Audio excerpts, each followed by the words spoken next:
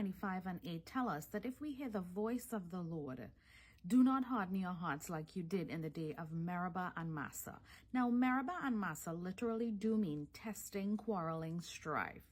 But yet Meribah and Massah were actual places. If you were to go back and regale the story of the Israelites journeying to the promised land while they were in the wilderness, the times when the Bible specifically tells us that they needed water and the Lord brought water through Moses and through the rock to them, it was at the place of Meribah and it was at the place of Massah. And these were places where they grumbled and they complained.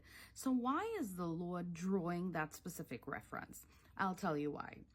A lot of times, just human nature, the nature of our flesh, whenever we are in a situation of need, the temptation to grumble, the temptation to complain sets in. And you have to actively guard against it. When you continue with grumbling and complaining, your heart becomes hard. And when your heart becomes hard, fellowship, close fellowship, meaningful and intimate fellowship is broken with the Lord. And that is a dangerous place to be. Now, I'm not saying the Lord will not love you, but you would not have that close fellowship with him anymore. Now, think of it this way. If you have 5 nieces, you will love all of them, but one specific niece lives next door. You see her all the time, you converse all the time, you share meals all the time. Naturally, you spend more time with her because she is next door and you have a different level of connection. You have a different level of fellowship. And you might be more inclined to do things for her and with her than you would do for the others. It is not that you don't love the others, but you have a different relationship with her because of the close fellowship. It is the same thing in this situation. If you grumble and complain and you have hardness in your heart, your fellowship breaks with the Lord.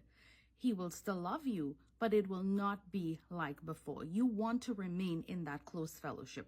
So how do we go through seasons of hardship and testing and strife and deep need without getting into the place of murmuring and complaining?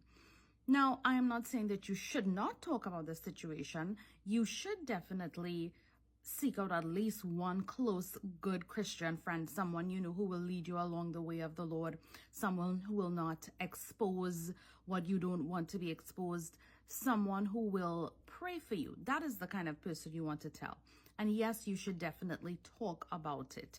However, when it steps into a situation where all you can do is talk about it, you don't see any of the blessings of the Lord anymore in your life. Not that the blessings are not there, but you no longer acknowledge them. All you do is hone in and exalt this problem. It is natural that you will become hard in your heart because you would have entertained murmuring, you would have entertained complaining to a level that it should not have gone. So how do you guard against this? You remain with a grateful heart. You ask the Lord every day, Lord, remind me of the things that you've done for me and create in me a clean heart, create in me a grateful heart. You keep praising the Lord while you are in the hallway of waiting for the breakthrough. You keep reminding yourself of the things that he's done. You keep reading your Bible. You keep going to church. You keep in prayer. The Lord will answer. But do not grow weary in complaining.